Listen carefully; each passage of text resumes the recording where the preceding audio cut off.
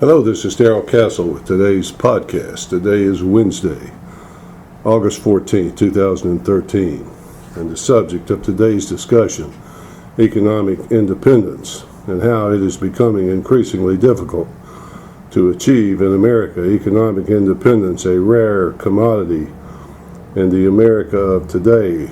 Economic independence is defined for our discussion as being able to take care of yourself without any assistance from anyone else. That means you own a small business or you have a full-time job.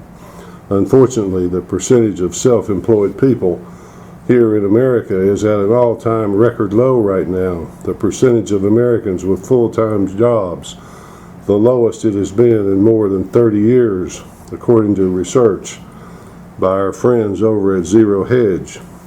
The result of all this is that more and more people are forced into the arms of government dependence, and they must have the government for their assistance. In total, about half of all Americans get money from the government.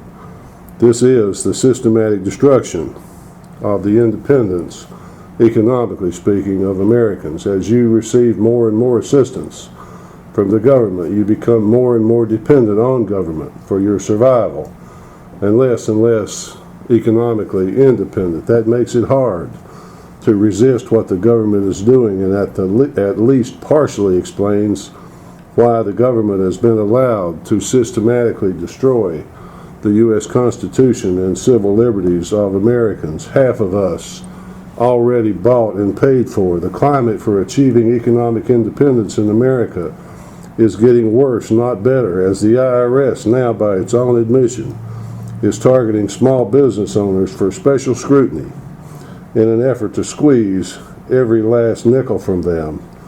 Full-time employment is at 47% of the workforce and declining. Only 47% of the workforce is fully employed.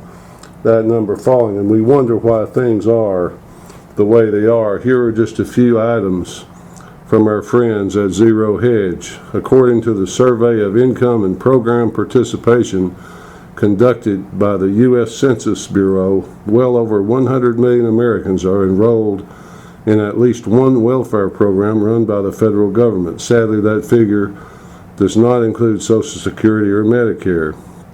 Today, the federal government runs about 80 different means-tested welfare programs, and almost all of these programs have experienced substantial growth in recent years. The number of Americans on Social Security disability now exceeds the entire population of the state of Virginia. In 1968, there were 51 full-time workers for every American on disability. Today, there are just 13 full-time workers for everyone on disability. The number of Americans on food stamps has grown from 17 million in the year 2000 to more than 47 million today. Back in the 1970s, 1 out of every 50 Americans was on food stamps. Today, 1 out of every 6.5 Americans is on food stamps. When you total it all up, American households are now receiving more money directly from the federal government than they are paying to the government in taxes. That is the America of today, folks. That is the America of this administration, at least. Now I'd like to kind of sum all this up with a small quote from Charles Hugh Smith in a recent article he wrote that I think is worth your time to listen to. Quoting, "Once you get a check from the state, you begin loving your servitude. The collusion of the state and its central bank is truly a thing of authoritarian beauty. The central bank, the Federal Reserve, creates money out of thin air and buys government bonds with the new money. The state can thus borrow unlimited sums at low rates of interest and continue to send tens of millions of individual payments out to buy the passivity and complicity of its citizens." That says it very, very well.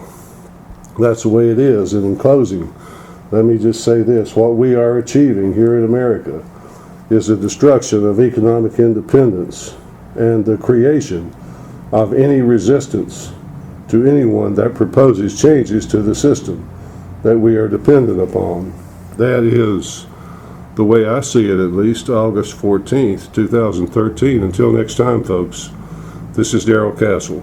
Thanks for listening.